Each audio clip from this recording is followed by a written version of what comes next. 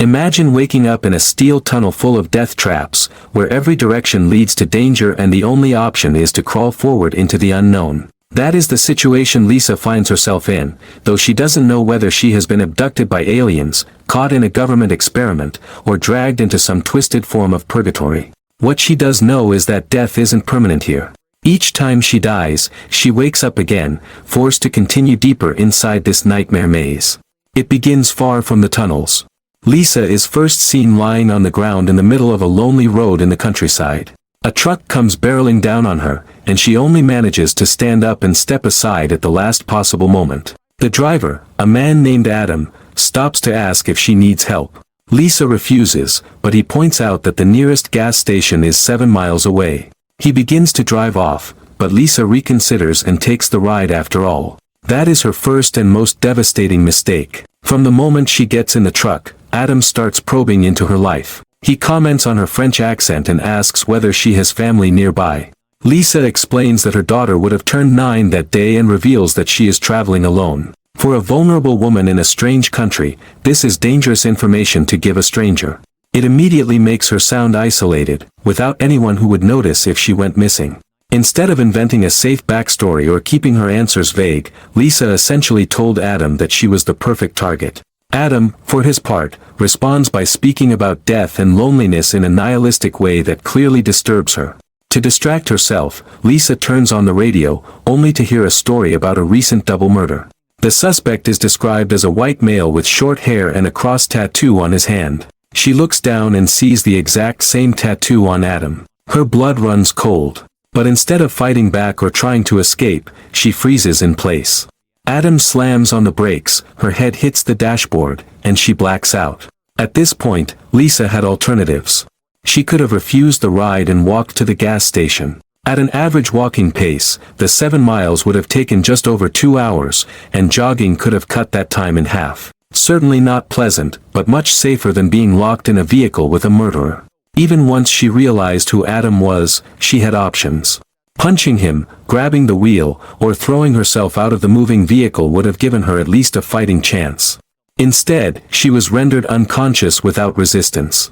The survival principle here is simple: never put yourself into unnecessary danger when you still have safer options available. When Lisa wakes again, she is no longer in the truck. She is inside a steel chamber lit with an eerie pale blue glow. Her clothes have been replaced by a jumpsuit, and she has a glowing device strapped to her wrist. She tries screaming for help, but no one answers. She pushes on the walls, tries to scrape them with her device, and finally collapses in despair. The chamber is impregnable. But there was one detail she overlooked. The patterns of dots and dashes on the walls were not decoration. They were Morse code. If she had known how to read it, she might have found instructions or clues about what to do next. A hatch eventually opens in the wall, revealing a narrow tunnel beyond. Lisa hesitates, knowing it could be a trap, but with no other choice she crawls inside. The hatch closes behind her, and the device on her wrist suddenly begins counting down from 11 minutes. She doesn't know what will happen when the timer reaches 0, but instinct tells her it will not be good. She moves slowly, inching through the claustrophobic tunnel. But then a wall slides down in front of her, blocking the way. Panicked, she doubles her pace and finds another opening to the side, forcing herself through a much tighter passage. Claustrophobia alone could have killed someone here, but Lisa manages to wriggle through. This section of her ordeal highlights another survival issue: oxygen. In cramped tunnels, oxygen runs low and carbon dioxide builds up. Panic only makes it worse.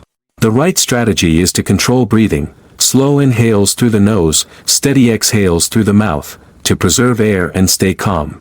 Lisa eventually reaches a split in the tunnel where she must choose to go up or down. She climbs upward, only to discover the platform she's on begins rising toward the ceiling, threatening to crush her. She barely escapes, collapsing on the other side. But in this moment, she learns something vital.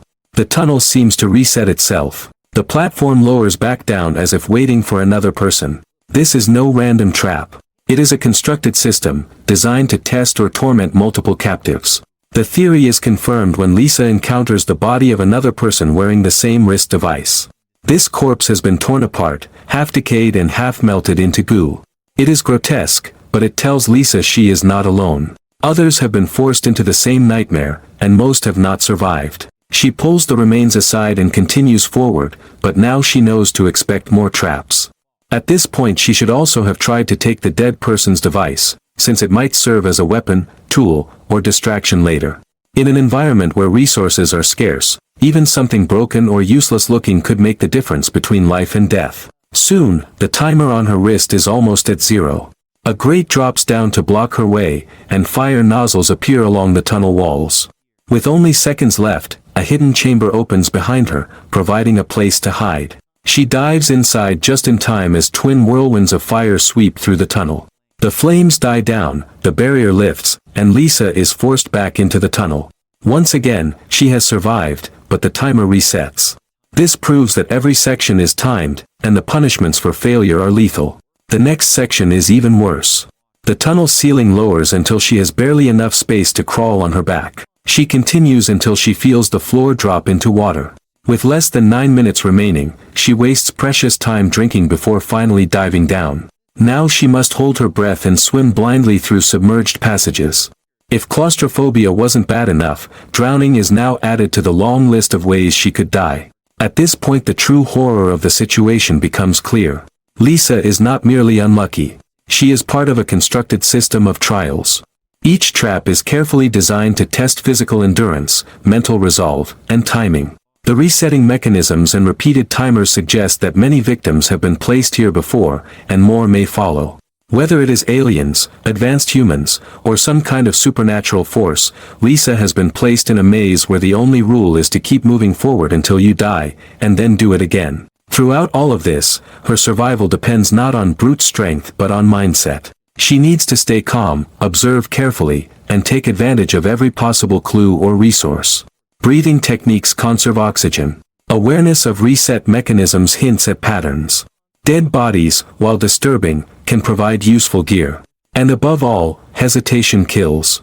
The moment Lisa stops moving, the clock or the tunnel itself will claim her life. Her early mistake, accepting the ride from Adam, was born from desperation and trust in a stranger. Once inside the tunnels, her mistakes are smaller but still costly, like wasting time on water or panicking instead of strategizing. Yet despite her errors, she continues to survive each round, moving deeper into the endless maze. If a real person were trapped in such a system, survival would hinge on several principles. First, assume every new area contains a trap and act accordingly. Second, conserve energy and oxygen whenever possible. Third, search for patterns, because no system operates randomly. Fourth, make use of every object or environmental clue, no matter how insignificant it seems. And finally, never stop moving forward, because in a system designed to kill hesitation, momentum itself becomes a survival tool. Lisa's story is terrifying not just because of the traps, but because it forces us to confront what people do when there are no safe options left. She could not go back, she could not wait for rescue, and she could not fight her way out. All she could do was crawl forward, adapt, and hope she was smarter or luckier than the victims who came before. The nightmare of the tunnel is not simply that it kills, but that it tests every weakness, every hesitation, every human instinct, until nothing is left but raw willpower. By the time Lisa plunges into the underwater passage, she has already learned more about survival than most people ever will.